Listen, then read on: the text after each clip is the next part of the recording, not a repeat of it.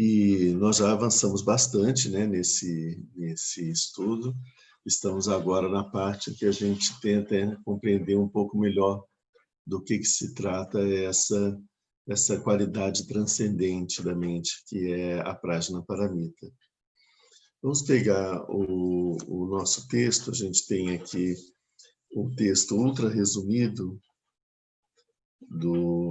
da Prajnaparamita, que se chama O Coração da Prajnaparamita, né? A essência do vitorioso conhecimento transcendente. Vamos fazer a leitura antes da gente começar o nosso estudo. A essência do vitorioso conhecimento transcendente. Assim ouvi. Certa vez o Bhagavata estava em Rajagriha, na colina dos Abutres, na companhia da grande comunidade de monges e da grande comunidade de bodhisattvas. Entrou no samadhi denominado percepção profunda, que observa atentamente todos os fenômenos. No mesmo momento, o sublime bodhisattva Avalokiteshvara, estando em absorção no conhecimento transcendente, viu que a natureza dos 5 agregados era vazia. Depois, pelo poder do Buda, o venerável Shariputra perguntou ao bodhisattva Avalokiteshvara: como devem treinar-se os homens e as mulheres afortunados que desejem realizar o profundo conhecimento transcendente? Assim ele falou. Então o Bodhisattva Mahasattva Avalokiteshvara respondeu ao venerável Shariputra: Shariputra, aquele ou aquela que deseja entregar-se à prática do profundo conhecimento transcendente, devem ver assim. Ele deve ver que a natureza dos 5 agregados é vazia e totalmente pura. A forma é o vazio é a forma não é nada além que o vazio não é nada além que a forma.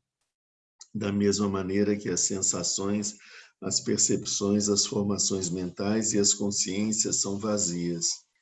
Assim, Shariputra, todos os fenômenos são vacuidade. Eles não têm nem características, nem origem, nem fim. Eles não são nem impuros, nem livres de toda impureza. Nem aumentam, nem diminuem. Eis então porque no seio da vacuidade não há forma, sensação, percepção, formação mental, nem consciência. Não há nem olho, nem ouvido, nem nariz, nem língua, nem corpo, nem mente. Não há nem forma, nem som, nem odor, nem sabor, nem contato, nem fenômeno mental. Não há qualidades inerentes à visão, à audição, ao paladar, ao tato, ao olfato, à mente e à consciência mental. Não há nem ignorância, nem envelhecimento, nem morte, nem sua respectiva cessação. Da mesma maneira, não há nem sofrimento, nem origem do sofrimento, nem extinção do sofrimento, nem caminho. Não há nem sabedoria, nem realização, nem não realização. Assim, Shariputra, uma vez que para os bodhisattvas não tem nenhum dano, eles apoiam-se sobre o conhecimento transcendente e ali permanecem. Sua mente é desprovida de todo véu, são destemidos, transcenderam toda visão errônea e passaram definitivamente para além do sofrimento. Apoiando-se sobre o conhecimento transcendente, é que todos os Budas do passado, do presente e do futuro atingem a budeidade absoluta, o perfeito e insuperável despertar. É por isso que o mantra do conhecimento transcendente, o mantra da clarividência, o mantra insuperável, o mantra inegável, o mantra que alivia totalmente todo sofrimento, não mente. Saiba que ele é verdadeiro. Eis aqui o mantra da perfeição transcendente. Om Gate Gate Paragate Parasangate Bodhisoha. Shariputra, é assim que um grande bodhisattva deve treinar-se no profundo conhecimento transcendente. Depois o Bhagavata saiu de seu samadhi e felicitou o Bodhisattva Mahasattva Avalokiteshvara. Excelente, excelente, nobre filho. É isso, é isso. Depois que o Bodhisattva assim disse, o venerável Shariputra, o Bodhisattva Avalokiteshvara, todos aqueles que o cercavam e o mundo com os deuses, os humanos, os semideuses e os Gandharvas se regozijaram e louvaram sinceramente suas palavras. Aqui termina a sublime essência do conhecimento transcendente. Bom,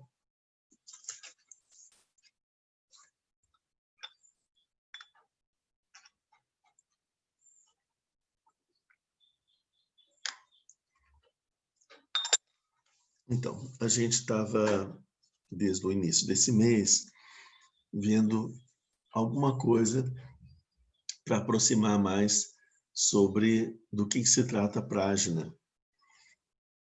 No nosso último encontro, a gente viu bem extensamente a imensa dificuldade que tem de se fazer qualquer comentário, qualquer explicação sobre Prajna, pelo fato dela ser tão transcendente que qualquer palavra, conceito ou atributo, eles não são verdadeiros, né? Ela transcende toda a capacidade de expressar suas qualidades nos conceitos ordinários. E que, em geral, os grandes seres, quando têm que falar, dar algum ensinamento, especialmente sobre a Prajna, eles precisam utilizar de parábolas e metáforas para poder transmitir, produzir uma impressão mental que pode nos apontar para o verdadeiro sentido, porque não existem palavras capazes de nos dar esse sentido ou de produzir esse efeito. Então, é preciso um artifício, né? E é por isso que todos os textos, a gente vê que todos os textos sagrados, né, todos os das grandes religiões, eles são todos em vários momentos, eles estão recheados de metáforas e de parábolas, e é importante a gente ter essa noção para a gente não ficar preso no sentido literal, porque o sentido literal ele não é um sentido verdadeiro, né? O sentido literal ele é falho e ele é falso. Ele não é verdadeiro. Porque é impossível você transmitir esse conhecimento em termos de uma expressão recheada apenas de conceitos. Ele não é captável pela nossa mente conceitual.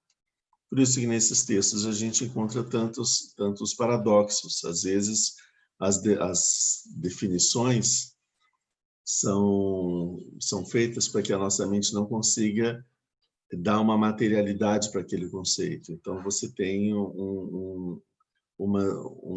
os paradoxos, que são formas de você perceber que ali onde tem aquele paradoxo existe algo que transcende, que é muito transcendente, que a gente tem que fugir do conceito para poder conseguir compreender.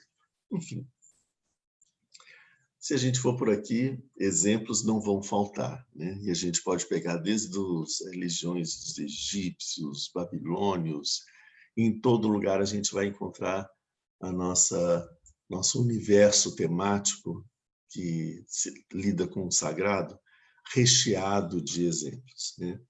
Mas vamos pegar nosso foco aqui, o budismo, especialmente a Prajnaparamita.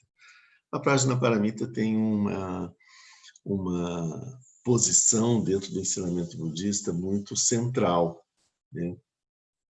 Mesmo que ela seja do Mahayana, mas a Prajnaparamita trata da vacuidade dos fenômenos, né? A vacuidade do eu e a vacuidade dos fenômenos. E com isso ela passa desde os ensinamentos da velha escola do Hinayana até os ensinamentos do Mahayana. Existe uma diferença que a gente vê do ensinamento da vacuidade do Hinayana e do Mahayana, que a gente vai ver hoje no nosso encontro aqui. No nosso último, deixa eu fazer a ponte com o que a gente acabou de estudar no nosso último domingo.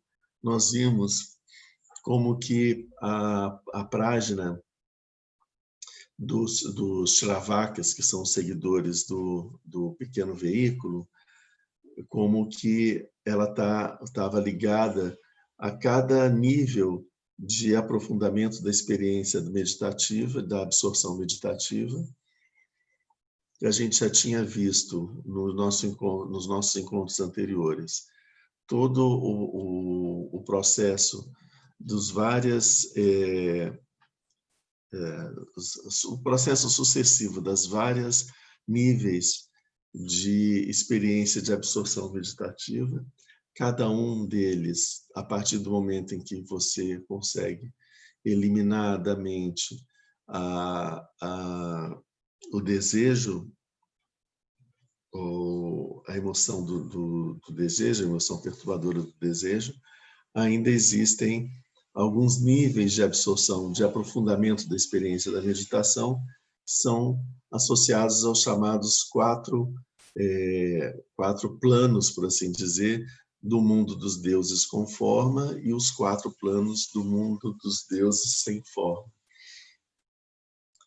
Nós vimos um pouco sobre isso, cada um deles a gente tem uma experiência de meditação específica e um nível de prájna que é possível acontecer naquele nível de consciência e de aprofundamento de estabilidade da mente e de aprofundamento da absorção meditativa. E nisso a gente viu até no plano mais sutil de todos, que é o último plano do mundo dos deuses, especialmente dos deuses sem forma, que é chamado o plano onde não existe nem consciência e nem inconsciência, em que a consciência é completamente transcendida.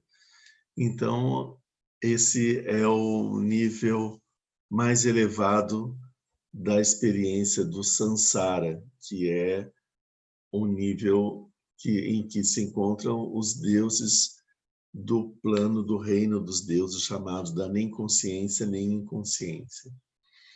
Mas eles ainda estão presos no samsara, ainda é possível, a partir desse plano, voltar a ter experiências de sofrimento nos outros reinos do samsara. A diferença, o Buda ele alcançou esses planos no seu treinamento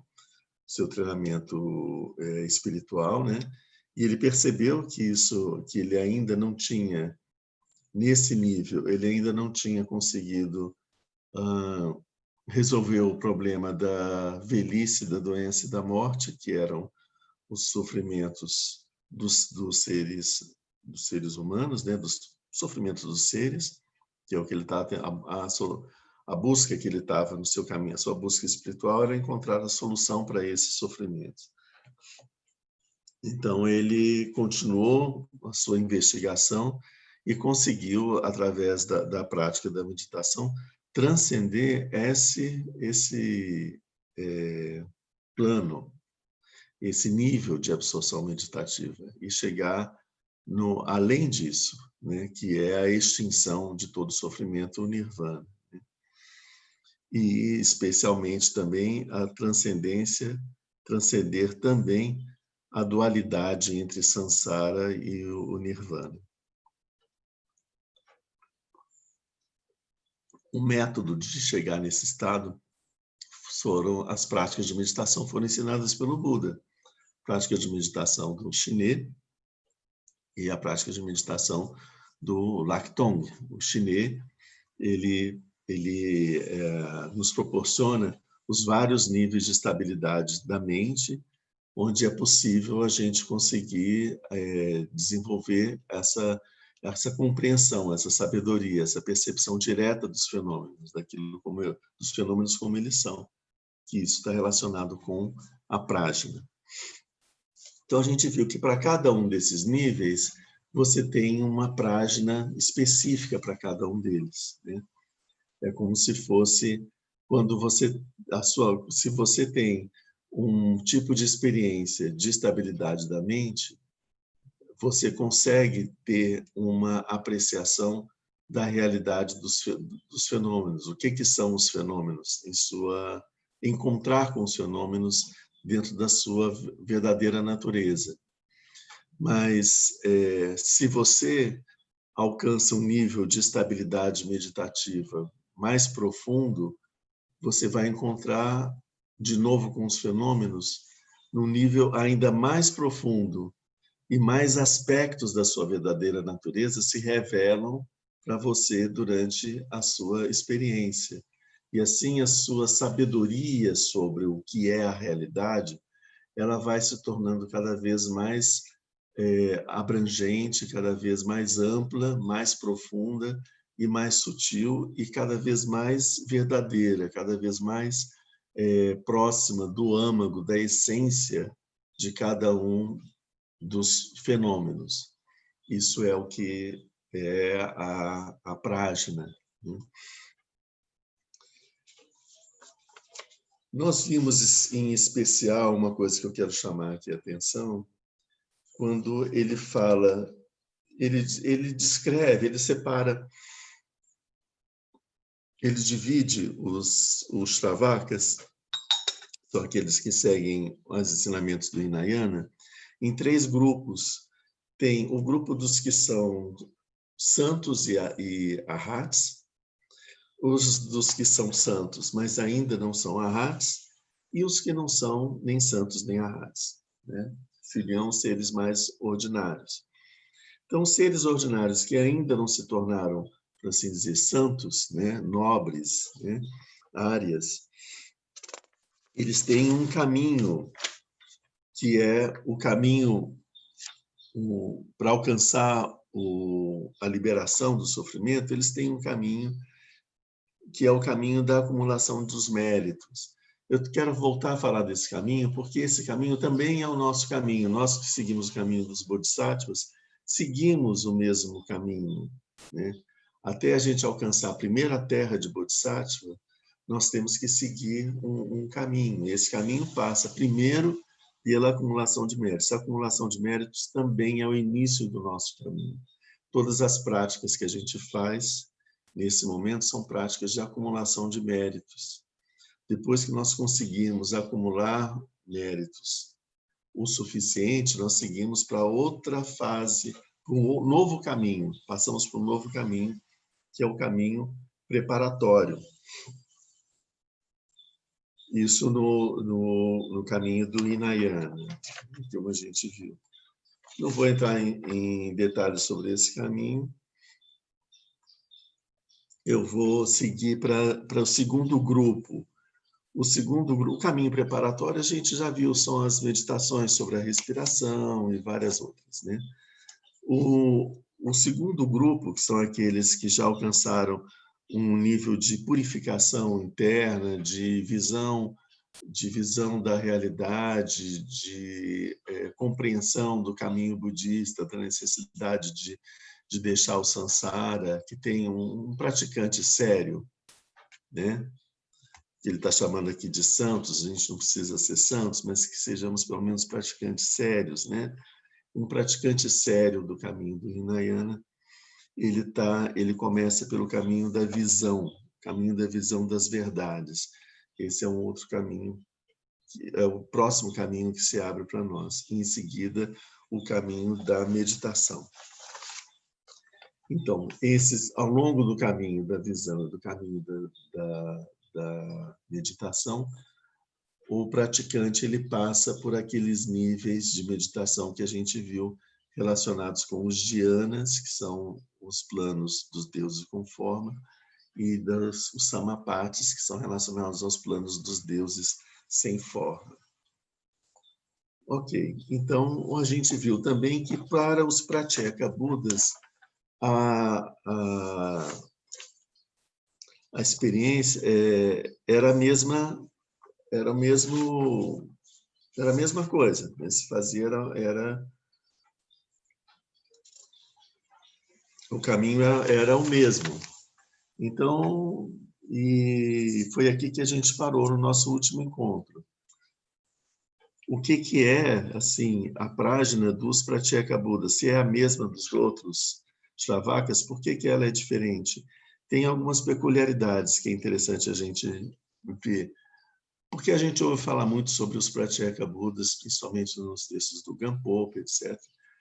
E, às vezes, isso, como o nosso método, ele segue o método da escola Mahayana, muitas coisas ligadas ao budismo Hinayana, a gente meio que deixa de lado, porque não são o enfoque da nossa escola enquanto escola Mahayana. Então, algumas coisas ficam, às vezes, mal compreendidas, né? Por isso, eu quero dar esse enfoque aqui. A gente, mesmo que sejam... o resultado da prática é um resultado diferente. Como a gente viu, os Pratyeka Budas são aqueles que praticam intensamente, mas não têm um mestre, né? Ou não têm um mestre conhecido, e alcançam o estado de Buda por si mesmos. São chamados os Budas, Pratyeka Budas, os Budas solitários. E como foi que isso...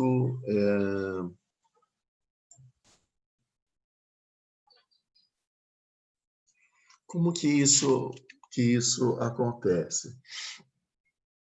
Vamos imaginar, é uma decorrência necessária da existência dos Pratyeka Budas, do todo o ensinamento budista do Hinayana. Veja bem, o Buda ele estabelece que, a partir de um determinado estágio de prática e de aprofundamento no caminho, nós alcançamos os frutos do caminho. Os frutos, existem 4 frutos do caminho. É o Shrotapana, Sakridagami, Anagami e Arhat. O que são essas 4 coisas? Shrotapana é aquele, quando você alcança esse fruto, ele significa aquele que entrou na corrente. Aquele que entrou na corrente, em 7 vidas, alcança o estado de Arhat. Então, aquele que entrou na corrente, ele é inevitável que em 7 vidas ele alcance o estado de Arhat. Não tem como não ser diferente. Então, ele só tem mais 7 retornos. É aquele que tem 7 retornos, o que entrou na corrente. Porque o que significa isso? O processo de alcançar o estado de Arhat já começou. Uma vez deflagrado, ele vai até o final. Então, não existe nada que possa impedir. Só que esse processo ainda necessita de vencer algumas etapas, e isso vai acontecer nessas próximas 7 vidas. No máximo, podem ser menos, né? Mas, no máximo, se ele não fizer nada, ficar paradinho ali, a própria corrente vai conduzi-lo, e em 7 existências ele alcança no final o estado de Arhat. Esse é o primeiro fruto. O segundo fruto, Sakridagami, significa que ele não alcança o estado de Arhat, ainda não alcançou o estado de Arhat, né? Mas ele alcança na próxima existência. Então, é aquele que tem mais uma encarnação, mais uma vida, mais um retorno, e nesse retorno ele alcança o estado de Arhat. Esse é o Sakridagami, aquele que ainda volta uma vez. O Anagami é aquele cujo processo já está tão avançado que ele vai alcançar o estado de Arhat ainda nessa vida ou no momento da morte, mas ele não retorna mais. Ele pode retornar se ele quiser, né? Mas ele já vai retornar como um Arhat, né? Mas ele não retorna como um ser ordinário mais. Ele retorna, se ele retornar, ele retorna porque ele quer se dedicar, ele já retorna como Arhat para poder fazer o bem dos seres, se ele tiver essa visão. E o Arhat, que é o último, que é aquele que já transcendeu o Sansara, já está no Nirvana, então ele também não tem necessidade de voltar, né? Vocês veem que esses 2 últimos não voltam mais. O Arhat, porque já é Arhat, já está no Nirvana, e o Anagami é aquele que não precisa de uma nova existência. Ele vai se tornar Arhat ou durante essa vida ou no fim da vida. Os 2 primeiros, eles voltam. O Sakridagami ainda volta uma vez e o Shrotapana ainda volta até 7 vezes. Ok, então eles estão lá, são discípulos do Buda, aprenderam bastante o caminho, aprenderam muito sobre o budismo, alcançaram esses 2 frutos, né? Então, eles vão retornar ainda para poder... ainda tem mais, pelo menos, uma vida. Aí eles retornam, mas aí não tem Buda. O Buda já foi-se embora. Quem vai ser o mestre deles? Pode ser que, como muito próximo ainda da vida do Buda, eles ainda consigam encontrar um ou outro mestre ali, mas aqueles que vão ter 7 vidas em sequência, eles vão ter mestres sempre nessas 7 vidas para poder orientá-los no caminho para alcançar o estado de Arhat? Muitas vezes não. Percebe? Então, é óbvio que alguns seres que são esses que já têm esse fruto do caminho, eles, quando eles retornam e não têm a presença de um mestre para ensiná-los, mas eles têm a força desse fruto, então eles vão ser conduzidos ao estado. Eles vão se tornar pratyeka Budas, que são aqueles Budas que se tornaram Budas sem ter um mestre. Esse é o ponto. Então, um grupo dos pratyeka Budas é chamado aqueles que vivem em bando, que são esses pratyeka Budas que possuem esses 2 frutos que eu falei, né, relacionados com as existências que eles ainda têm que vir para alcançar o estado final. Mas existe também um outro grupo de pratyeka Budas que é chamado, são os rinocerontes solitários, né? Esses não, esses são uma outra classe de pratyeka Buda, são aqueles que ao longo de kalpas e kalpas eles vêm praticando de uma forma solitária, e aí eles continuam praticando solitariamente e eles acabam alcançando esse estado de Arhat no seu caminho. Diz no texto do Gampopa, que fala sobre os pratyeka Budas, se diz também que não necessariamente que eles não tenham mestre, mas que apenas que o mestre deles, eles não revelam quem é o seu mestre, né? Mas o fato deles não terem a presença física de um mestre aqui não quer dizer que eles não recebam instruções, às vezes, em outros, do Buda ou de outros grandes seres, num corpo não físico, né? Muitos dos nossos mestres, dos Siddhas, né? Como a gente viu, Tilopa, ou mesmo Gyalpo-Neljo, tiveram mestres que não tinham não estavam no corpo físico, estavam no Sambhogakaya. Isso foi só para a gente ver que, tirando essas diferenças, a prática deles é praticamente muito parecida com a dos outros Shravakas.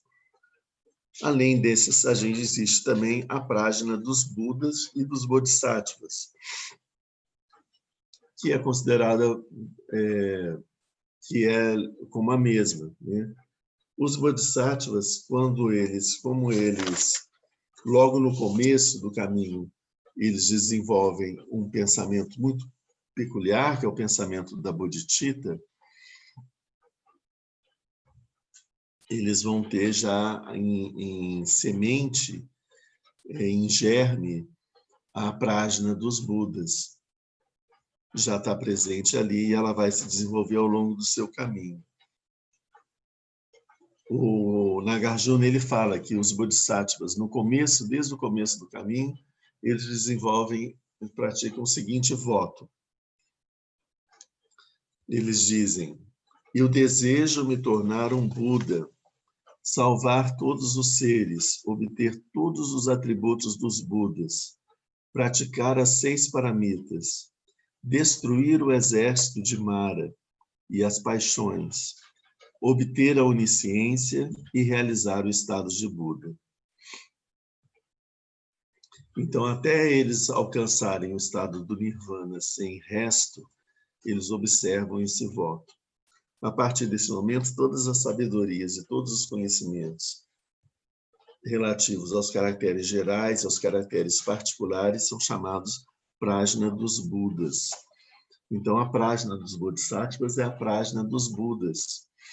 O Bodhisattva é aquele que está seguindo a prajna dos Budas nos seus diversos níveis, como a gente viu também em relação aos Shravakas, e que ao final eles desenvolvem, ao final eles têm ela completamente desenvolvida, no final do caminho.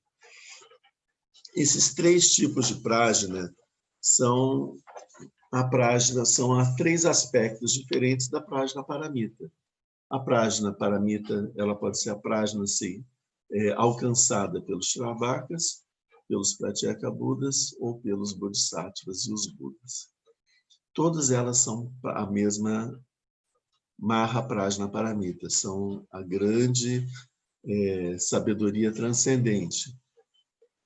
Por que eu estou falando assim? Porque é possível ter pequenas prajnas não tão transcendentes assim, ligadas às práticas dos heréticos. E esse é um ponto importante para a gente parar e refletir. Muitas vezes vocês vão ouvir, diversas vezes, o Buda falando sobre os heréticos. Ele venceu os mestres heréticos, fala de diversas heresias e tudo. Esse conceito, para a gente, para nós que somos ocidentais, a gente está tão impregnado da ideia de heresia que vem da nossa tradição cristã, católica, que a gente tem que, sempre que ouvir falar em heresia no budismo, parar um pouco e tentar compreender o que é que significa heresia para o budismo. Para a gente aqui, por exemplo, para a Igreja Católica, os protestantes são heréticos. Para os ortodoxos, para a Igreja Ortodoxa, a própria Igreja Católica Romana ela é herética. Então, essa separação de definição de heresias está muito relacionada com essas correntes sobre o conjunto de dogmas que são aceitos pelas diversas seitas e diversas religiões. Aqui para o Buda, quando ele falou dos ensinamentos heréticos, basicamente, a grande maioria deles, daquilo que é definido como heresia, está relacionado com a heresia da crença na existência de um eu. Então, sempre que a gente ouve falar em heresia no budismo, a gente tem que pensar que talvez assim, a maior possibilidade é que esse ensinamento ele esteja sendo chamado de herético porque ele parte do princípio da existência concreta de um eu, ou alguma visão filosófica religiosa dualista e que se apega a uma polaridade, né? Uma polaridade em relação à outra.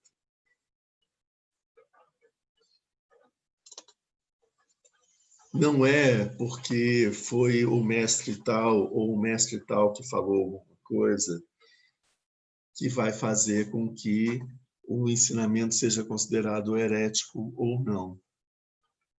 A questão significa qual é a visão que ele tem sobre se esse ensinamento ele se desenvolve a partir da visão de uma eternidade, de uma permanência dessa unidade chamada o eu.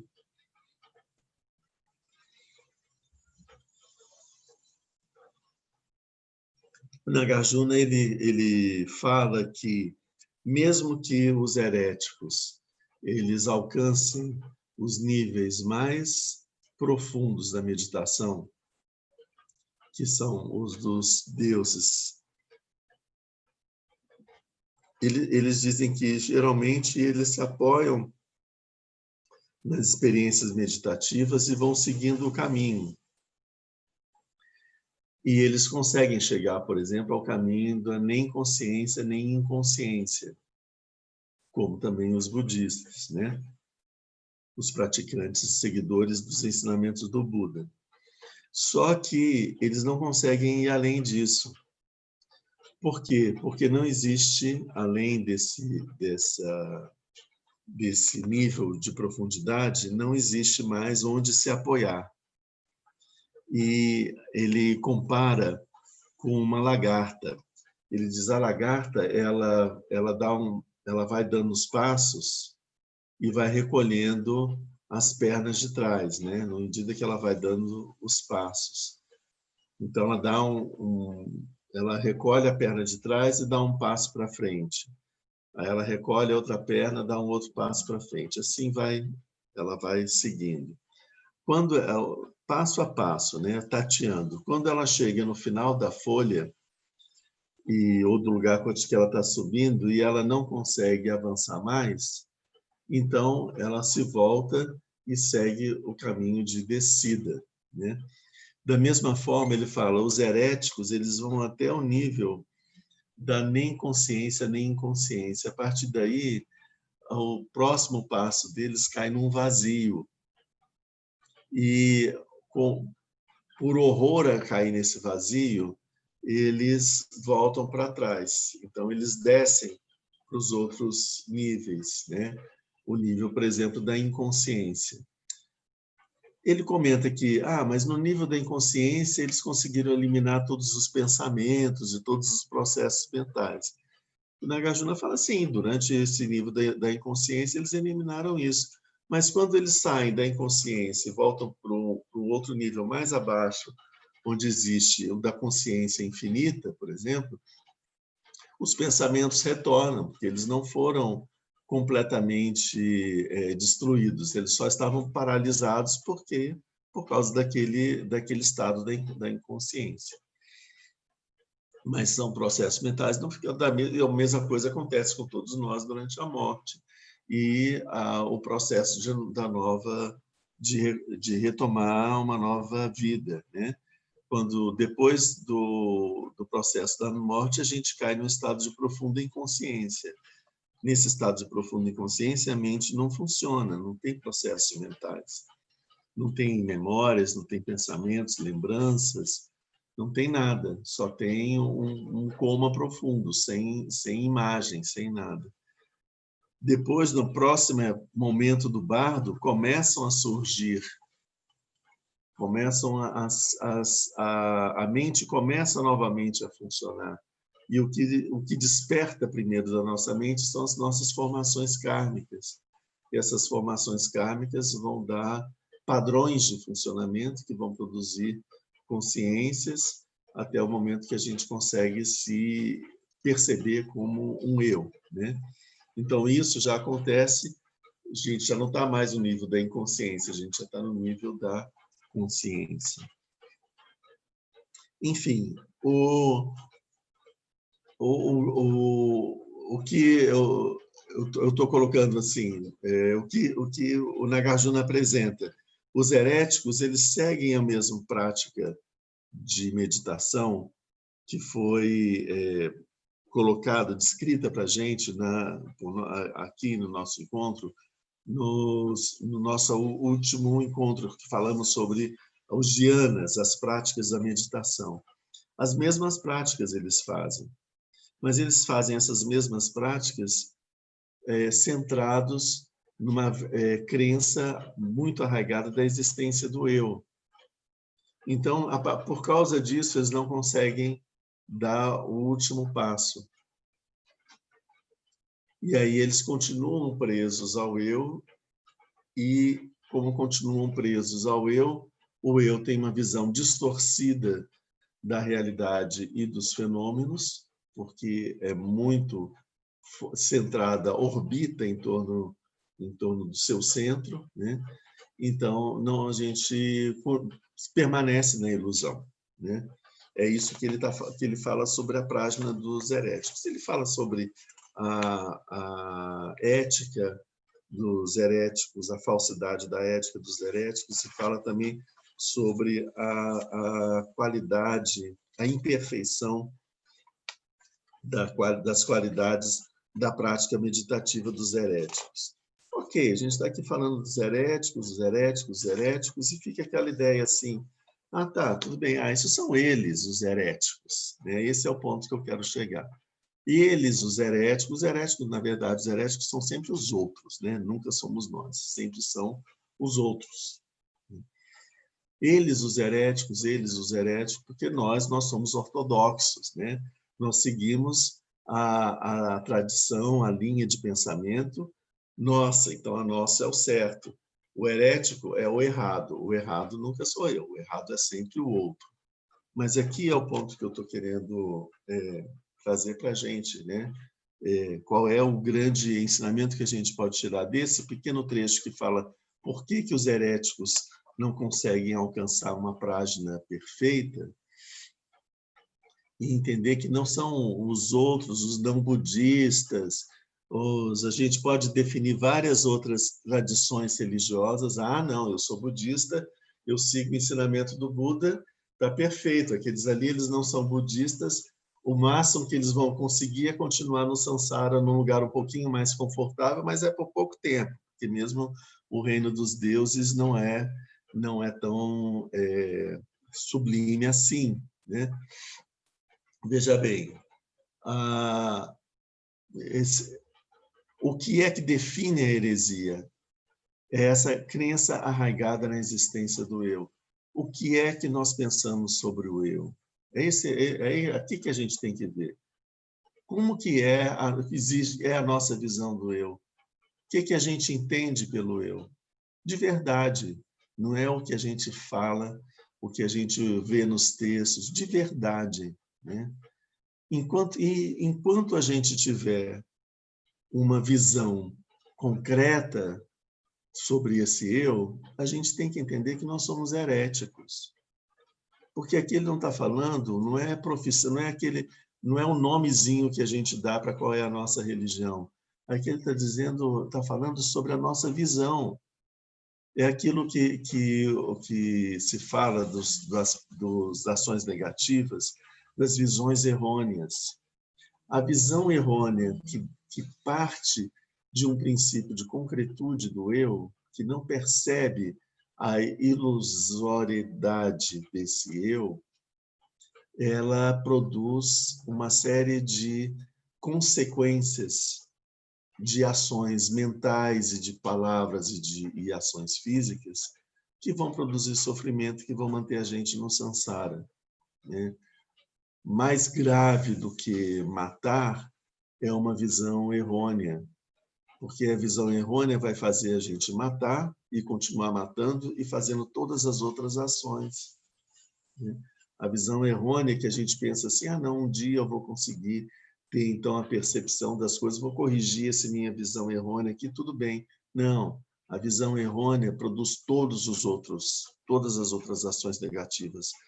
Todas as ações negativas, seja do corpo, da palavra ou da mente, surgem de uma visão errônea. Todas.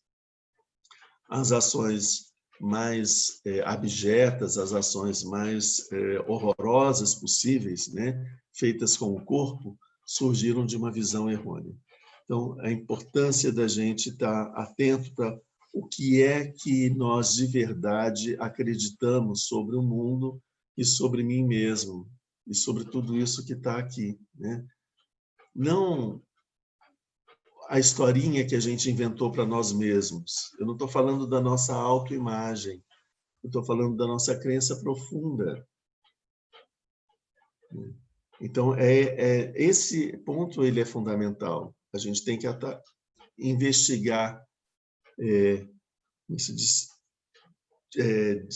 tirar de dentro do esconderijo as nossas motivações mais secretas, mais profundas, revelar elas, né? E para isso é preciso ter muita coragem, né? Porque muitas vezes a gente encontra coisas que a gente não gostaria de encontrar, né? Mas é importante a gente perceber quais são as nossas motivações verdadeiras, qual é a nossa visão verdadeira. Percebendo isso, não é o fim do mundo.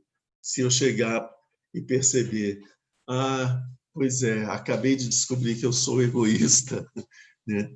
Que eu acredito no eu e que eu acho que o meu eu é eterno. Pronto, eu sou um herético, agora não tem mais saída. Não é, a coisa não é assim, né? Eu reconheço isso, falo, nossa, então, o que é que eu não estou percebendo sobre o eu que não mudou a minha visão ainda, né? Qual é o medo que eu tenho, né?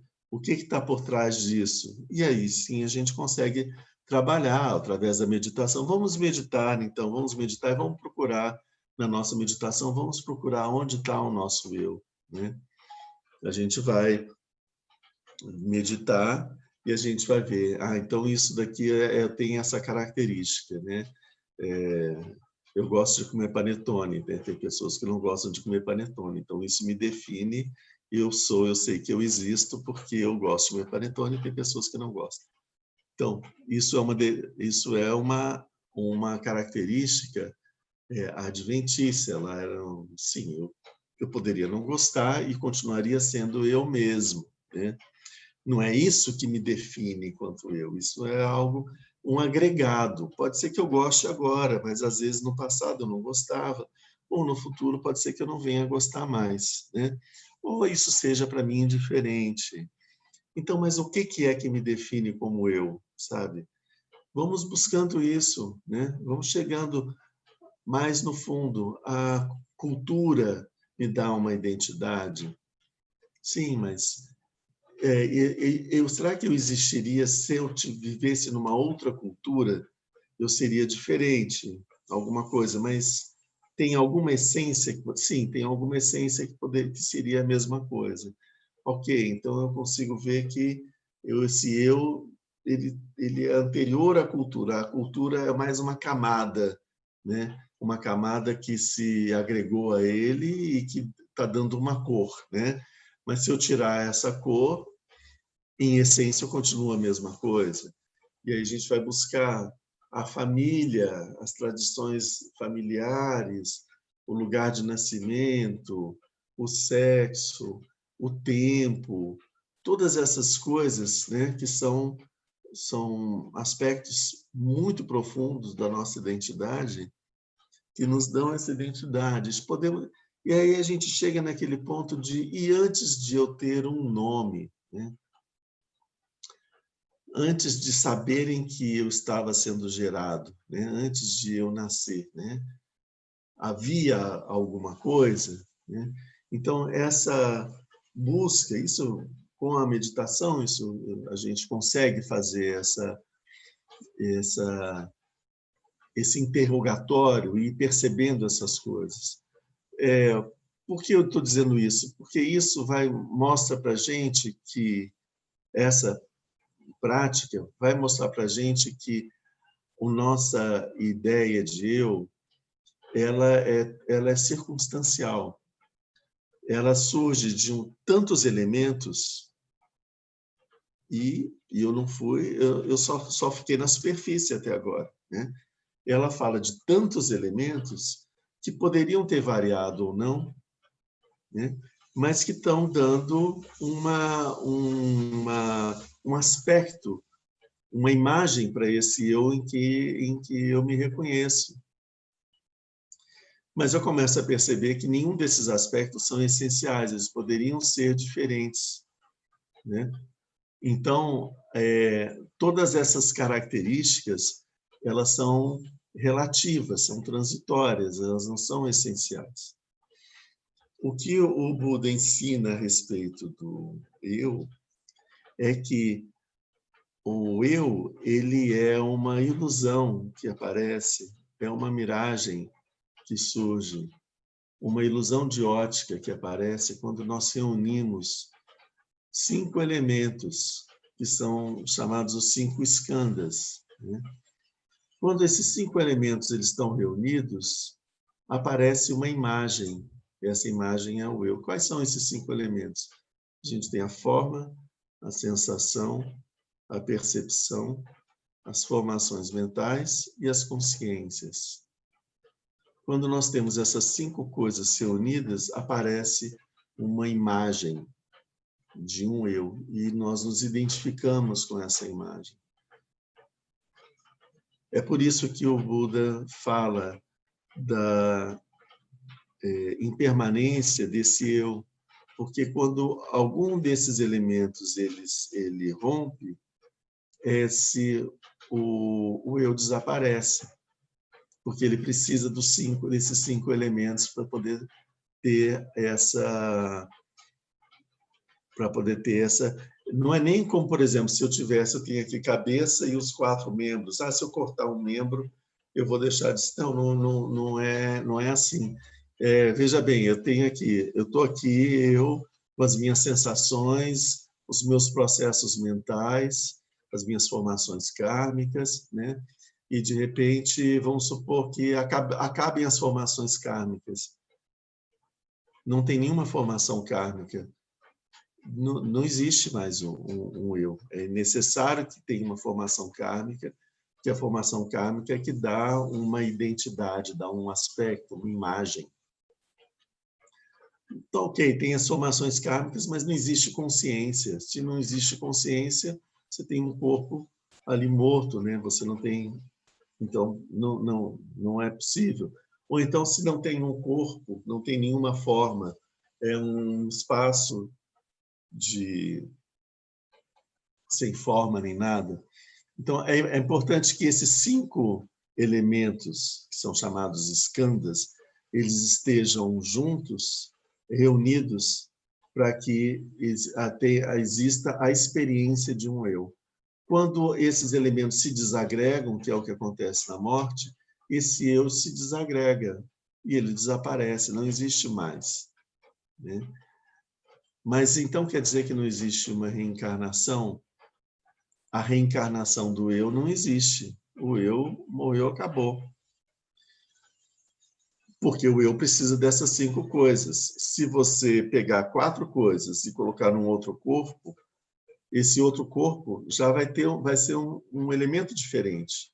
É um outro eu que vai surgir daí. Não vai ser o mesmo, né?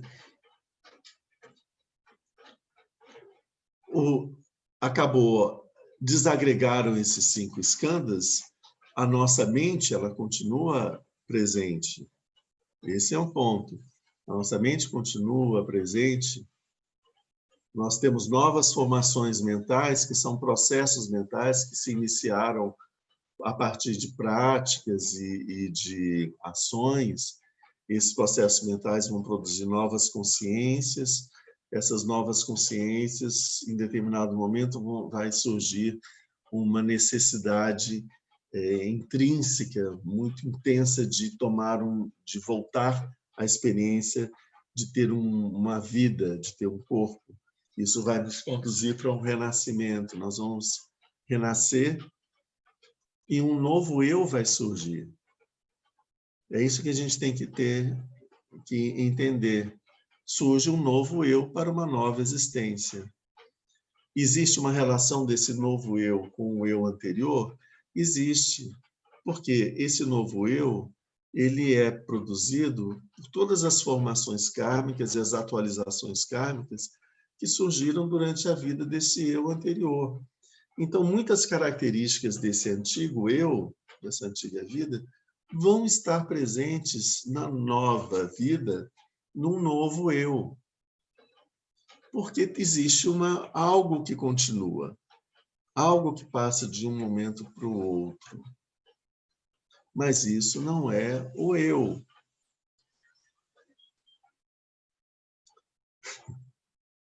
Entende? Assim,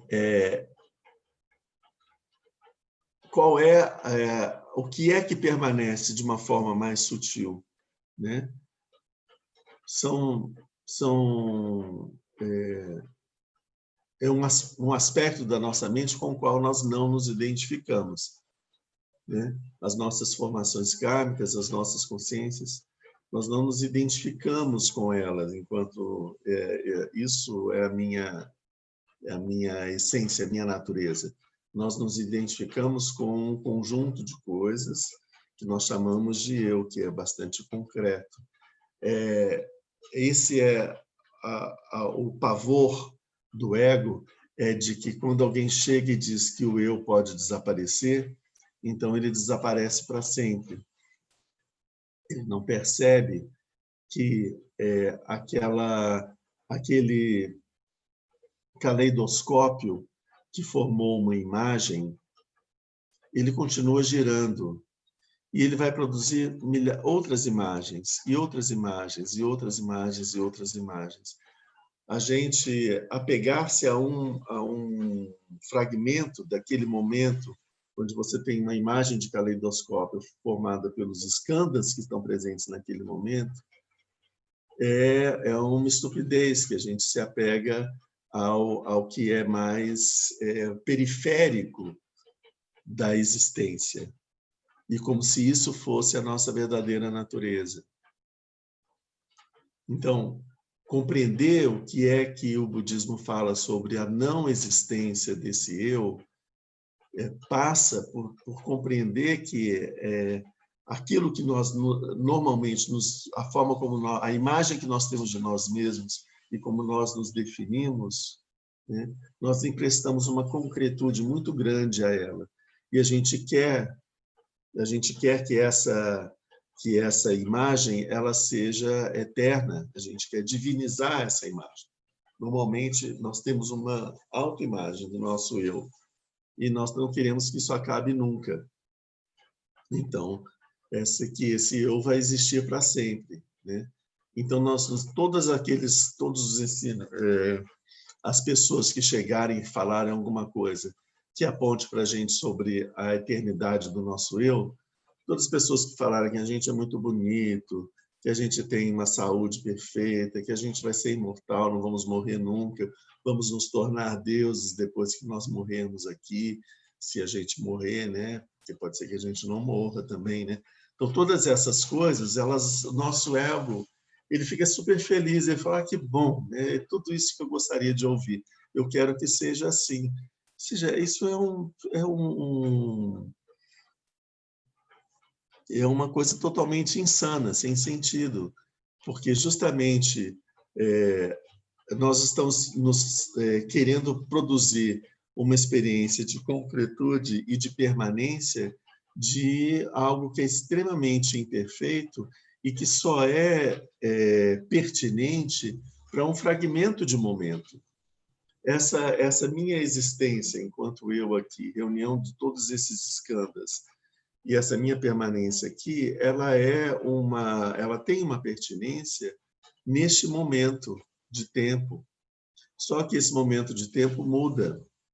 Como ele muda, outras formas de ser são necessárias.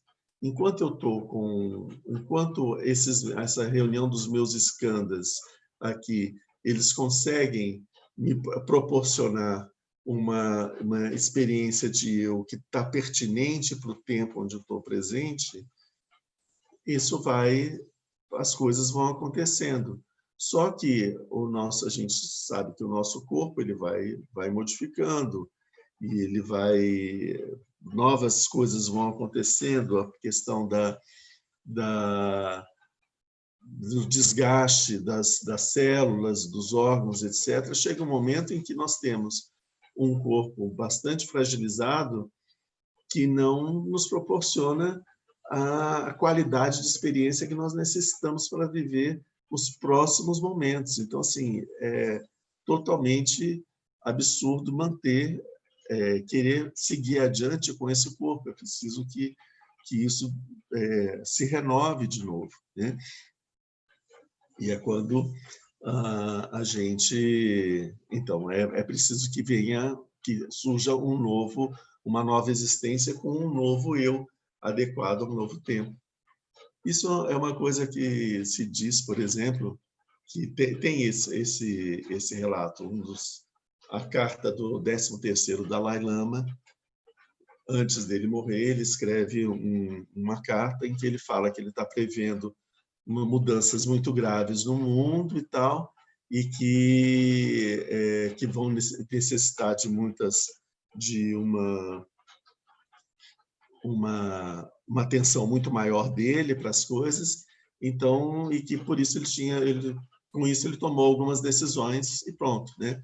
Então, tá, em seguida o que ele faz? Ele não tinha, como ele já estava idoso, não tinha como enfrentar a invasão da China no Tibete com aquele corpo, né? Então, ele nem existia, nem se pensava ainda, né? A China nem pensava ainda em tomar o Tibete. Ele ele morre e renasce para ter um corpo mais adequado para a experiência. E quando ele está com mais ou menos os 16 anos, ele já tá em condições de tomar as atitudes necessárias para aquele momento que ele estava vivendo. Um detalhezinho assim, mas isso mostra como que para a gente poder seguir ao longo do tempo é necessário que essas mudanças aconteçam. Bom, essa ideia sobre a vacuidade do eu, ela é inerente ao budismo, é um ensinamento bem que está presente desde do budismo Hinayana. Ele desenvolve bastante a ideia da impermanência do eu, da vacuidade do eu. Nesse ponto, o Nagarjuna, deixa eu ver a hora que eu estou. Nesse ponto, o Nagarjuna ele para um pouquinho para falar que dos ensinamentos do Buda existem alguns ensinamentos que são, principalmente os que estão nos sutras, existem ensinamentos em que ele dá completos. Então, você pega o sutra, o Buda ele fala de uma forma o global total sobre aquele tema que está ali. Mas existem alguns ensinamentos que são implícitos. Então, ele diz, por exemplo, às vezes o Buda fala sobre as 4 nobres verdades, mas ele só fala de 2, ou só fala de 3. Né? Então, o ponto que está faltando está implícito. Então, ele pega um exemplo. Ele diz que, numa instância, ele diz assim, evitar todo o mal, praticar o bem, purificar o pensamento. Tal é o ensinamento dos Budas. Quando ele fala purificar o pensamento, ele está falando não só o pensamento, ele está falando de todos os processos mentais. Mas todos os outros processos mentais têm a mesma natureza do pensamento. Então, ele pegou o pensamento para simbolizar todos os outros processos mentais. Mas em diversos outros ensinamentos do Buda, ele fala sobre a purificação desses vários processos mentais. Então, isso é o tipo do que a gente está falando sobre um ensinamento que está implícito.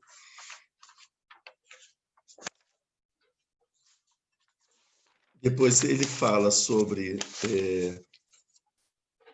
as 4 nobres verdades, que às vezes ele fala da verdade do sofrimento, da origem do sofrimento, e fala sobre a extinção do sofrimento, mas ele não fala sobre o caminho óctuplo, que é a 4ª nobre verdade. Né? Ele não fala, mas assim, por quê? Porque esse ensinamento do caminho óctuplo ele está implícito dentro do ensinamento da verdade da extinção do sofrimento. Então, isso não quer dizer que, de repente, uma hora o Buda fala de 4, outra hora ele fala de 3, outra hora ele fala de 2. A gente tem que entender que são formas adequadas para o ensinamento que ele vai dar naquele momento. Outra coisa que ele coloca, que é o Buda, diversas vezes, aqui, nesse processo de questionamentos, né, que ele fala, questiona aqui, faz perguntas e respostas, ele fala, mas o Buda falou em tal lugar que sobre a não existência do mundo, e nesse outro lugar ele fala da existência do mundo. Então, é o ponto que o Nagarjuna fala. O Buda, ele dá o ensinamento em função da pessoa que vai receber o ensinamento, qual é a necessidade que ela tem. Se aquele discípulo, naquele momento, ele está muito apegado à ideia da eternidade do eu ou do mundo, o Buda vai mostrar para ele o quanto que essa ideia de a eternidade do eu e do mundo, ela é falsa. Então ele vai falar mais sobre a não eternidade do eu e do mundo.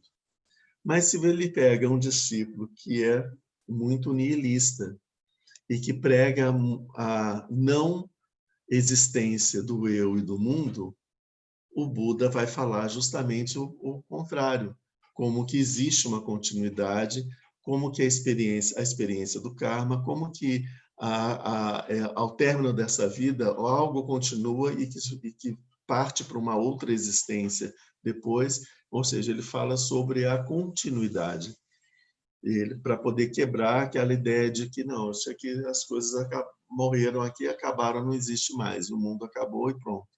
Então ele fala o contrário. Então, se a gente não está atento para isso, a gente percebe como se fosse uma contradição. Uma hora o Buda fala das coisas como não existentes, depois ele fala das coisas como existentes, né? Ele fala sobre a impermanência e depois ele fala sobre continuidade. Como assim? Então a gente precisa de entender o contexto do ensinamento. Muitos dos ensinamentos do Buda ele apresenta, como eu falei aqui, às vezes no Sutra ele apresenta só algumas coisas, mas das outras ele já falou em outros lugares. Basta você pegar o livro, olhar para trás ou olhar para frente, você vai ver que existem nos outros algum outro sutra onde ele dá continuidade àquilo, mas existem alguns pontos em que ele não desenvolve muito. Ele lança uma palavra, algum contexto, algum elemento e não fala mais. Então, isso é trabalhado depois no Abhidharma e pelos seus discípulos, são os que pegam desse ensinamento zipado, né, que está conciso, e desdobram a consequência disso. Então, isso para poder dizer como que no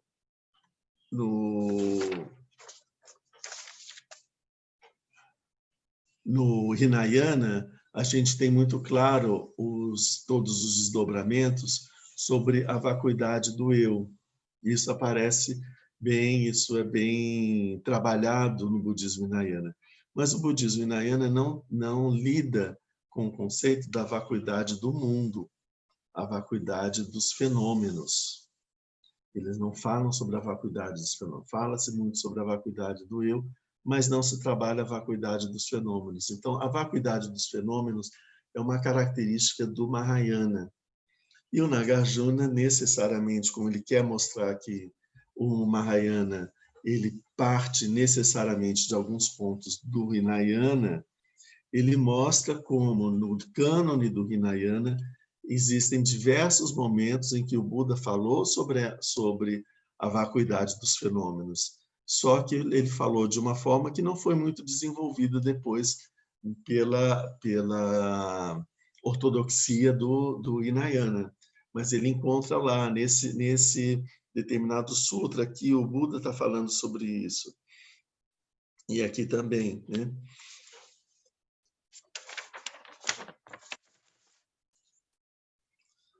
Bom,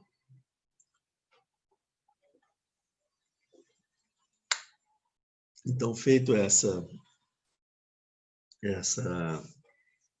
toda essa explicação, a gente está chegando num ponto. Isso é necessário para a gente poder compreender a prágina, né? A gente está chegando num ponto em que a gente tem a prágina, nós temos a vacuidade do eu e a vacuidade dos fenômenos. Então, a vacuidade do eu, a vacuidade dos fenômenos. A vacuidade do eu e do outro. Eu e o mundo. Essa dualidade que acontece na nossa mente desde o processo de que a gente ressurge a partir do nível de profunda inconsciência, quando a nossa mente começa a funcionar, em determinado momento, todas as experiências, toda aquela realidade que está diante da nossa mente, ela é separada em algo que sou eu, e o que não sou eu é o outro, né? Existe esse outro que está dentro de mim, existe esse outro que está fora de mim. O que está dentro de mim é um outro que está dentro da minha mente, o que está fora de mim está fora da minha mente, está fora do meu corpo, é o mundo exterior, né? Então, de que forma nós dividimos uma percepção única de todos os fenômenos e a gente cai no dualismo de perceber que existe um eu que percebe alguma outra coisa que é não eu, esse eu e esse não eu. O que é eu sou eu, o que é não eu é o mundo exterior ou então é um outro, né? Isso aí a gente, algumas vezes a gente já falou um pouco sobre isso, a gente pode voltar sobre esse tema mais adiante. Mas aqui agora o ponto é exatamente quando a gente chega nessa raiz da nossa identificação enquanto pessoa e enquanto experiência no mundo, etc., que é quando a gente chega nesse ponto meio que tem eu e tem um mundo, né? Eu e o mundo, né? A gente não consegue reduzir isso mais. Então, ok, vamos pegar esse dualismo, eu e o mundo. Então, existe a vacuidade do eu e existe a vacuidade do mundo. A vacuidade do mundo, a vacuidade dos fenômenos. Então, algumas vezes a gente já trabalhou um pouco sobre essa questão de perceber como todos os fenômenos são impermanentes, como todos os fenômenos são mutáveis, como eles são um processo, eles não têm uma existência em si, a existência dos fenômenos, ela surge, ela aparece, né, a partir da reunião de causas e condições, o mesmo argumento que a gente usa para o nosso eu. O nosso eu, ele existe por causa da reunião de causas e condições. Qual é a causa do nosso eu? As nossas formações kármicas e as nossas consciências. E quais são as condições? Então, todas as outras condições que são a presença dos outros skandhas. Se não os outros skandhas estão presentes e a gente tem a causa, então nós temos a formação, uma existência de um eu. Também em relação aos fenômenos, quando as causas e as condições estão presentes, os fenômenos acontecem. Se não existem mais condições para os fenômenos acontecerem, eles deixam de existir. Ou se as causas se esgotam, eles também deixam de existir. Então, compreender a si mesmo e a natureza dessa forma fluida. Perceber que quando existe uma causa, as causas vêm das experiências kármicas, das formações kármicas. As causas implicam na necessidade de manifestação de um determinado fenômeno. Se existem as condições para que o fenômeno aconteça, nós experimentamos o fenômeno. Se não tem as condições, nós temos a causa, mas não experimentamos nada, porque não tem as condições. Então, se nós conseguimos reunir as condições, nós já possuímos a causa, o fenômeno acontece. Se a gente não consegue reunir as condições, ele não acontece. Se a gente reúne as condições, mas não existe causa, o fenômeno não vai acontecer. Ele precisa das causas para poder acontecer. Nada cai do céu por acaso. Todas as coisas surgem das causas e condições. Isso a gente tem que ter isso em mente, né? Essa visão, nada acontece conosco se não tiverem reunidas as causas e condições, sejam coisas boas ou coisas ruins, né? Então, dessa forma, a experiência da existência, tanto em si como pessoa, em relação ao mundo como fenômenos, ela é um jogo contínuo da existência das causas kármicas e as condições que também são kármicas, as condições onde essas causas podem se desenvolver. Também são para que determinadas condições estejam presentes, nós temos que ver quais são as causas kármicas dessas condições, né? As causas kármicas estão no nosso poder de criá-las, porque nós fazemos isso o tempo todo com os nossos atos, né? Se nós queremos ter causas de fenômenos agradáveis e que nos auxiliem, que sejam um suporte para as nossas experiências, nós vamos desenvolver, fazer ações meritórias, que essas ações meritórias elas vão produzir causas kármicas de fenômenos agradáveis e de suporte, né?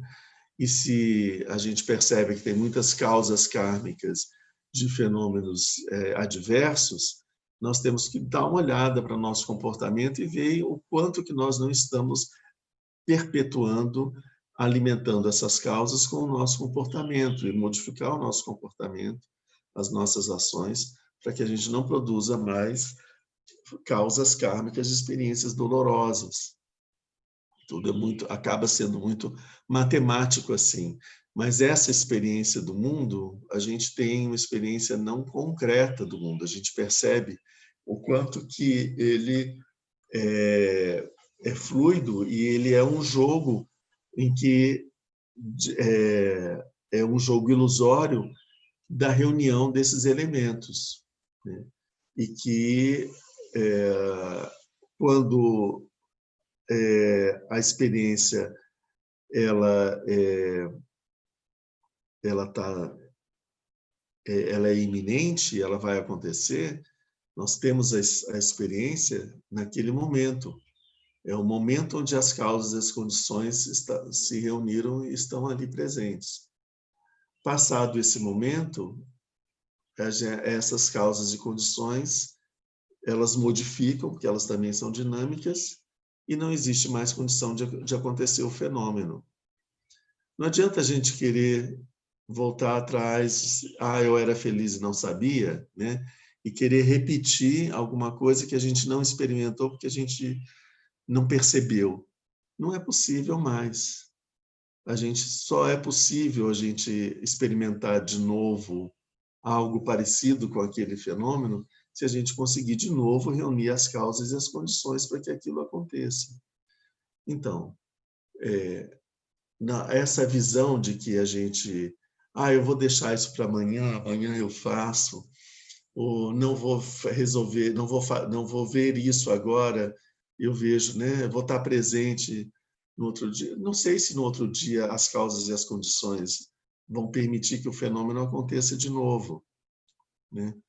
Então, eu preciso falar, eu estou tendo a oportunidade de falar uma determinada coisa para uma pessoa nesse momento. Eu digo, não, agora não, amanhã eu falo. Amanhã eu posso não ter mais as condições para poder ter essa conversa com essa pessoa. E o tempo de fazer isso pode ter passado para sempre. Pode ser que nunca mais se repita o momento em que tenham aquelas causas e condições reunidas. Então, é importante que a gente esteja sempre antenado para o momento onde as coisas estão acontecendo e vivenciar esse momento, perceber, né? E não deixar passar o momento das coisas que realmente são importantes, né? Imagina isso no nosso caminho espiritual, que é uma competência absoluta nossa, não é de ninguém mais, né? Só nós é que somos os mestres e os responsáveis pelo nosso caminho espiritual. Não tem ninguém mais, não tem nenhum Deus, não tem nenhum santo, nenhum mestre responsável por nada, né? Todos esses outros seres poderosos, assim, né?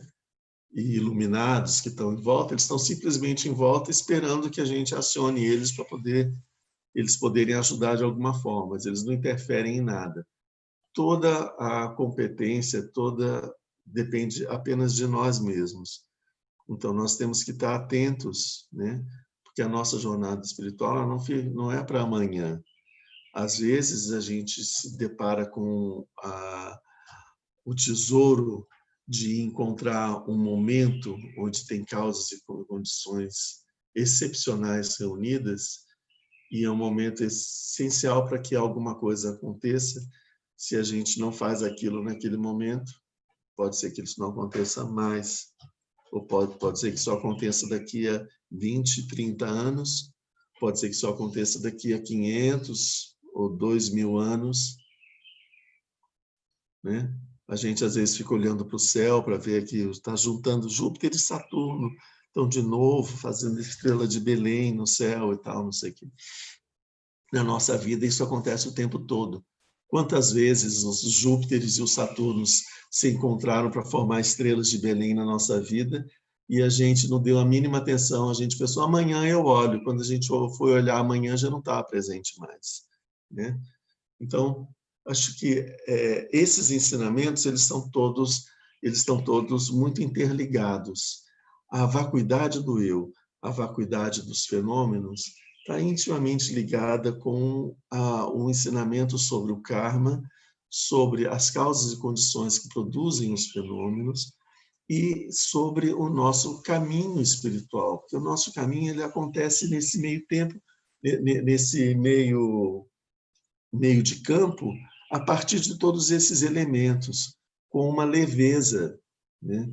Com uma leveza sobre as coisas. As coisas que a gente precisa abandonar são coisas que não têm a menor necessidade ou o menor gosto para a gente. Então, a gente deixa isso de lado, porque isso não faz sentido na nossa vida. E as coisas que a gente tem que adquirir, ou as práticas que a gente tem que fazer, os hábitos que a gente tem que adquirir, a gente precisa já adquirir eles agora.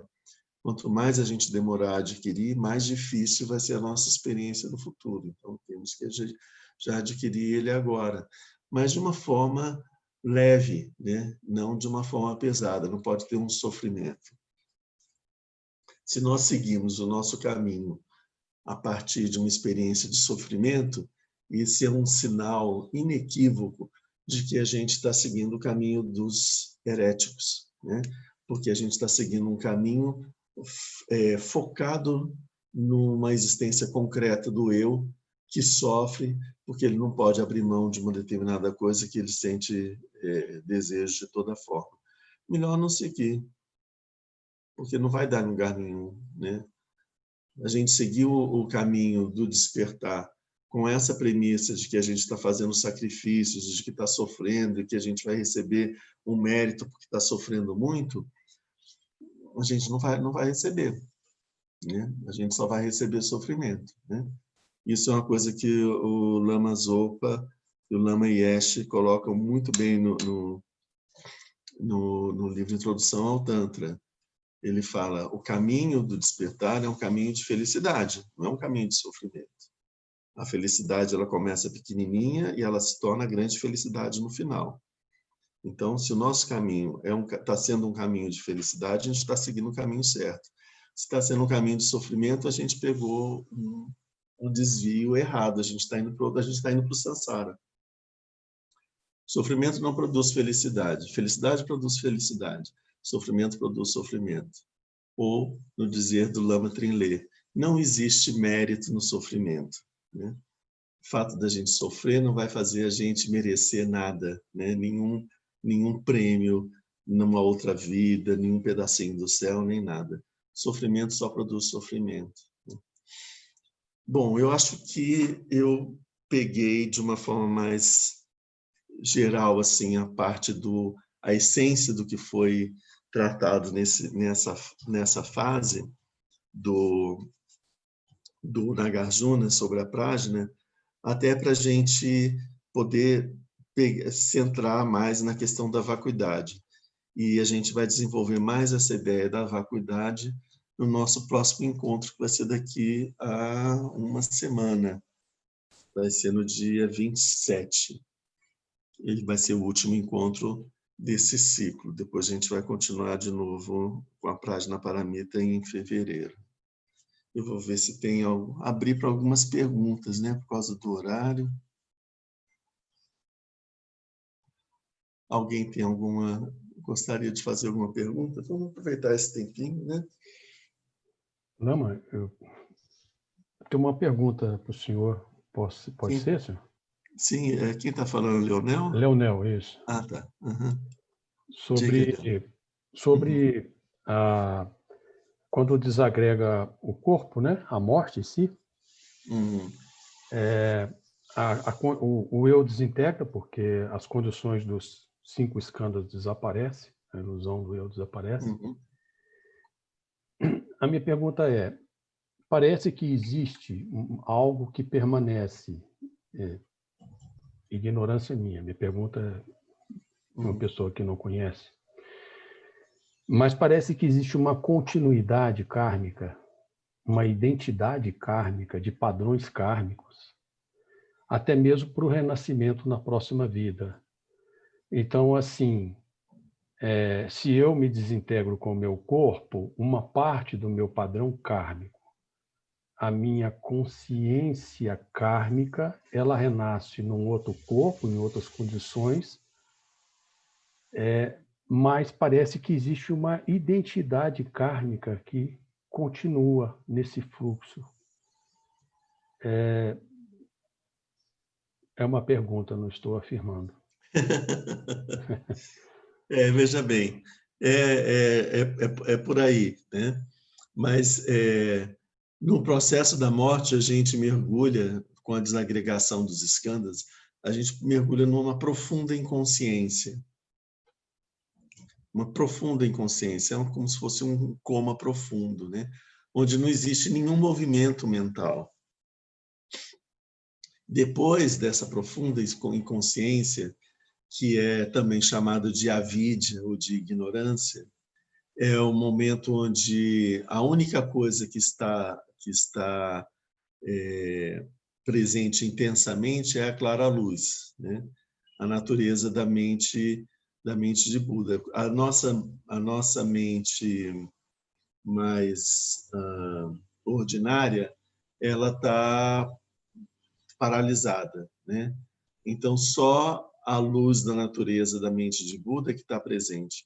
Mas como nós não nos identificamos com ela, nós não percebemos ela, e ela está presente nesse período de inconsciência e a gente está mergulhado num coma, não percebe nada, né? Depois de passado um pouco de tempo, são 3 dias e pouco, 3 dias e meio, a nossa mente ela começa novamente a funcionar, ela vai surgindo, emergindo desse estado de inconsciência. As primeiras coisas que começam a funcionar são as formações kármicas mais arraigadas, que são os padrões de comportamento mais repetidos e mais habituais, os nossos hábitos mais intensos, eles retornam. À medida que eles vão retornando com uma consciência produzida por eles, né? Então vão surgindo essas formações kármicas com essas consciências, vão surgindo até que você consegue uma quantidade de consciência suficiente para você ter uma autoconsciência, né? Aí você se enxerga como eu. eu sou eu por causa de todos esses padrões, né? Você reúne um monte de padrões e você se enxerga como uma pessoa. E aí, a partir daí, você já dançou, porque aí você já vai para uma nova existência a partir de uma autopercepção equivocada, porque a gente se identificou com o eu que surgiu dessas formações kármicas. Então, veja bem, se a gente tem os hábitos mais arraigados que a gente reproduz,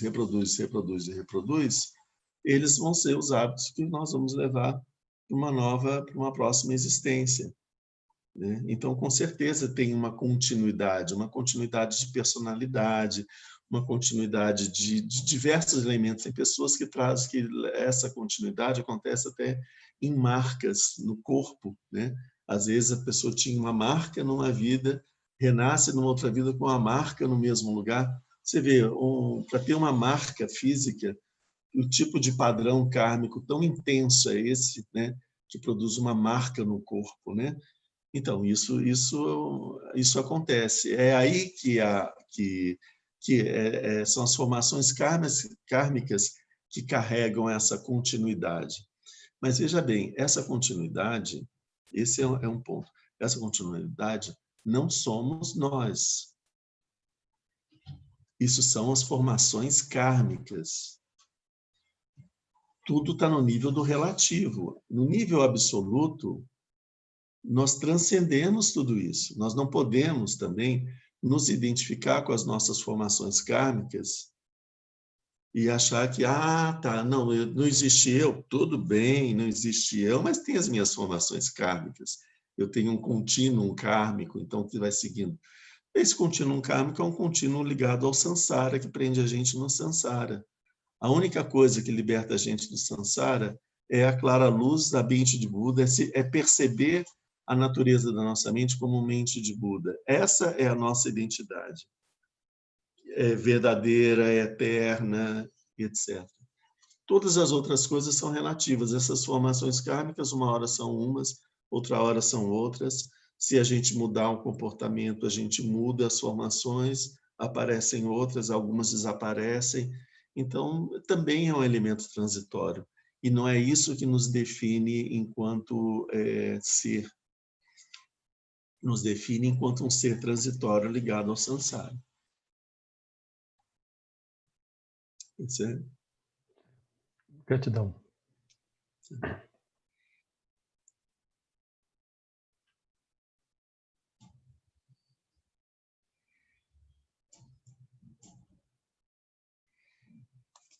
Alguém mais? Lama. Sim, diga, Pedro. Bom dia. Eu tenho uma Bom dúvida. dia. Uma dúvida com relação à prática de Chenrezig.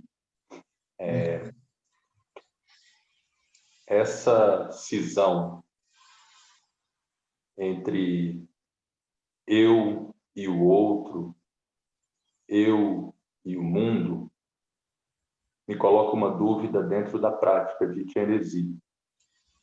Quando a gente vê tudo como Chenrezig, a nós próprios, os outros, o mundo inanimado, os sons, os pensamentos, tudo é vacuidade, tudo é Chenrezig.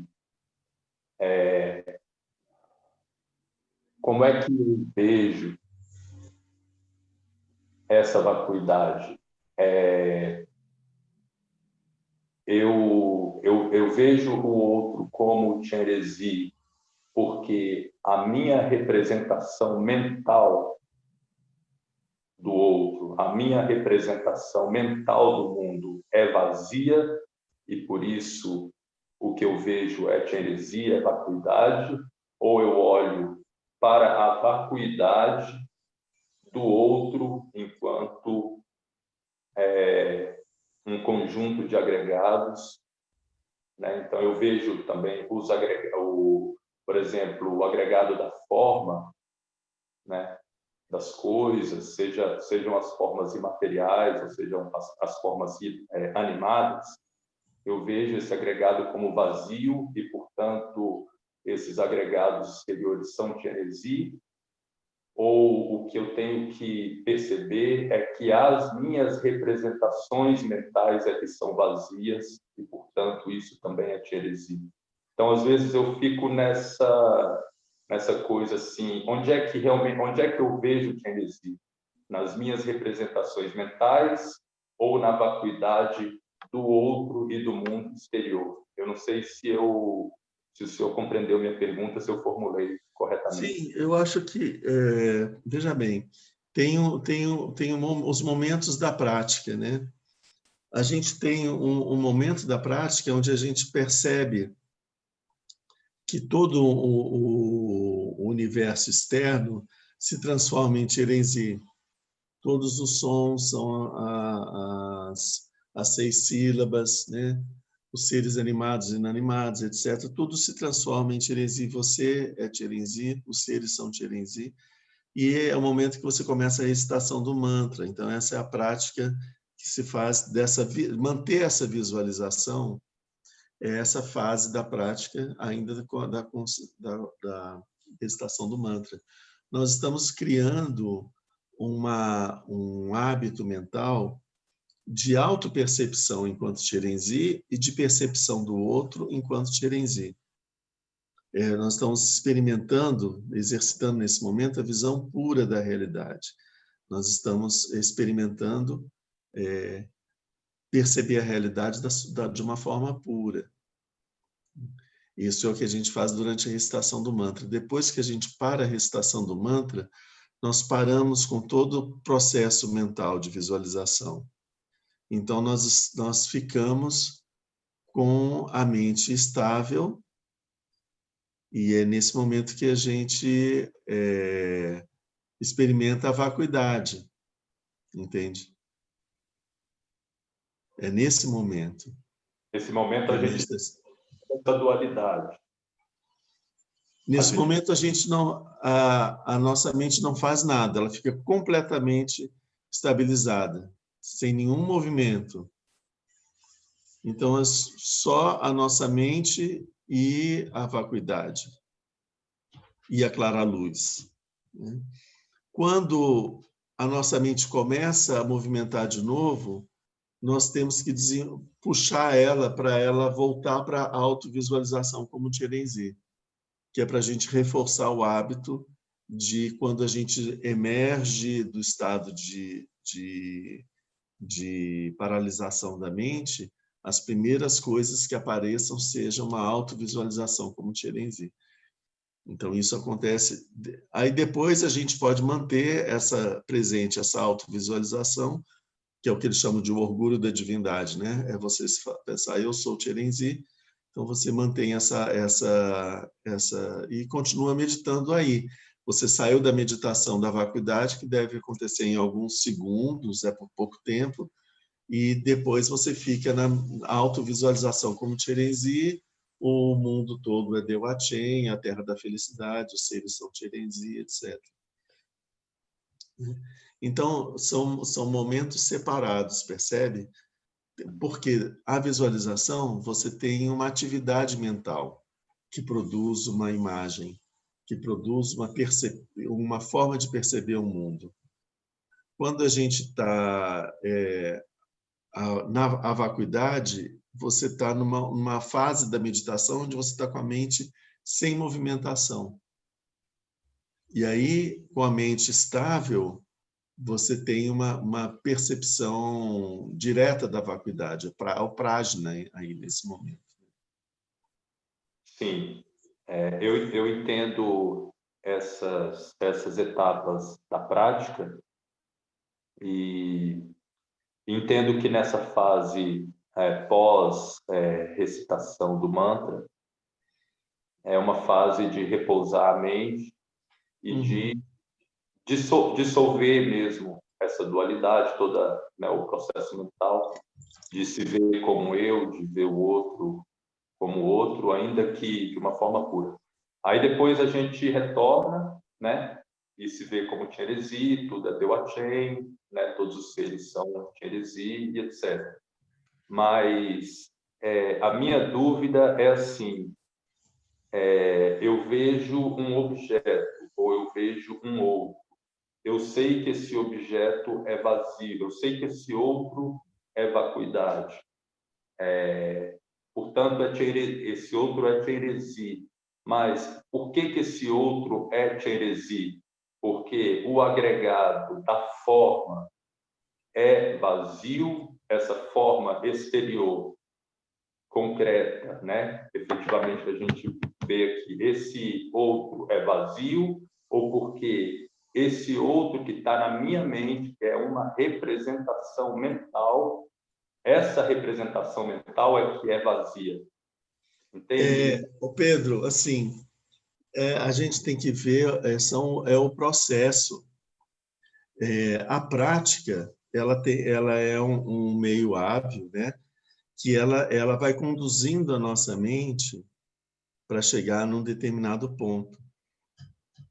Então, a prática, ela faz isso a partir da irradiação. Primeiro, nós visualizamos Chenrezig. Os raios de luz que partem de Chenrezig tocam todos os seres, eles transformam todos os seres em Chenrezig. Então, não é a nossa percepção da vacuidade dos seres que vai fazer, porque é um outro método. O método que a prática ela vai produzindo, ele nos leva a um ponto onde estão todos os seres como Chenrezig, e aí então a gente experimenta a vacuidade, entende? Então, não é necessário esse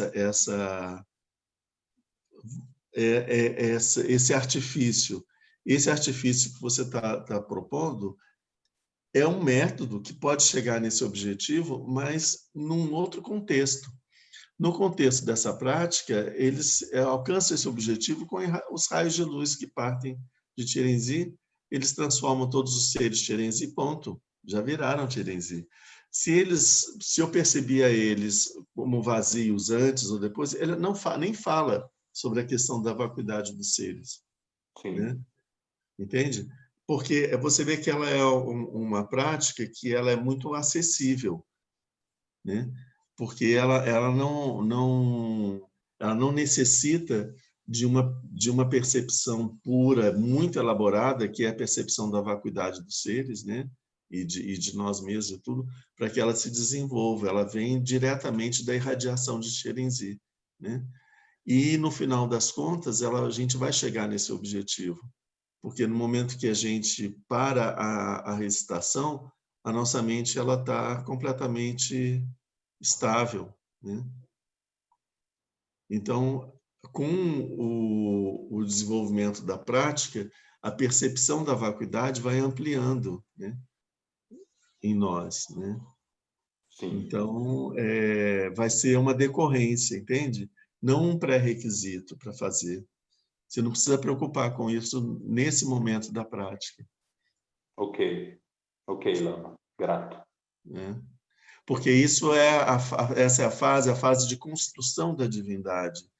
É um momento ainda que a gente está muito na percepção ainda dualista, mas a gente está simplesmente modificando uma percepção impura que nós temos dos fenômenos por uma percepção pura, que é perceber a nós e os fenômenos enquanto divindade. Ok. Grato. Alguém mais?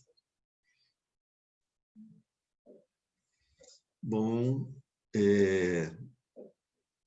então, vamos nos despedir por hoje, né? Uma boa semana para todos. Nós ainda estamos com um tema muito teórico, né? E eu tenho uma dificuldade de estar lidando com um tema teórico assim, sem a gente ancorar isso na prática. Mas durante todo o tempo que eu estava preparando esse tema, eu estava vendo em mente o quanto que isso tem uma correlação com a nossa prática da impermanência. Eu acho que a meditação sobre a impermanência, ela vai nos dar bastante nos ajudar bastante nessa percepção da vacuidade, tanto do eu quanto dos fenômenos, né? E vai nos ajudar a ter essa... Eu acho que ela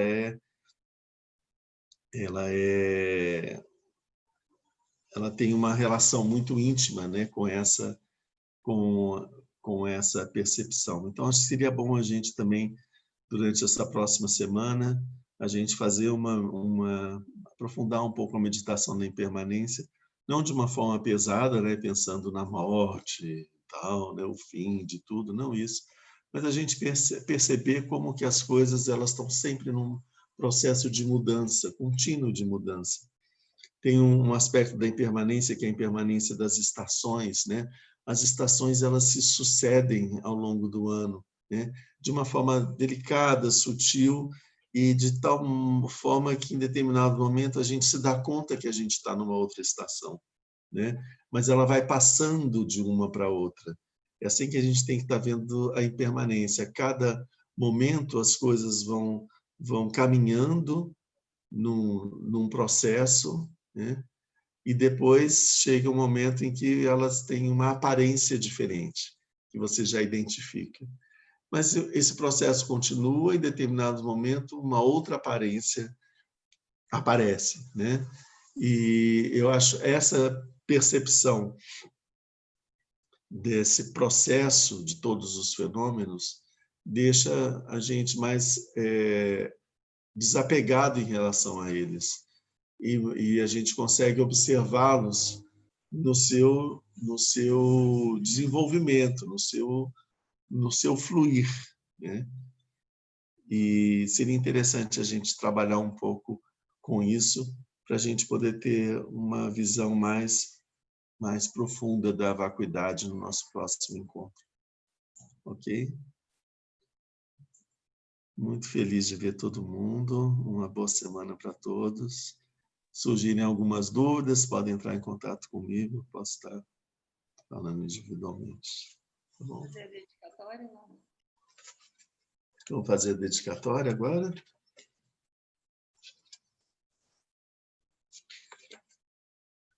Graças a essa virtude, tendo realizado rapidamente o Mahamudra, possa eu conduzir esse estado todos os seres, sem exceção.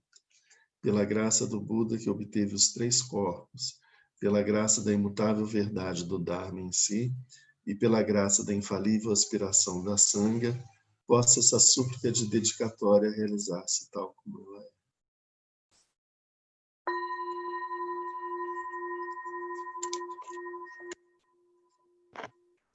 Lama, o senhor vai falar comigo? Então, eu fico aqui, né? Pode ser. Razão.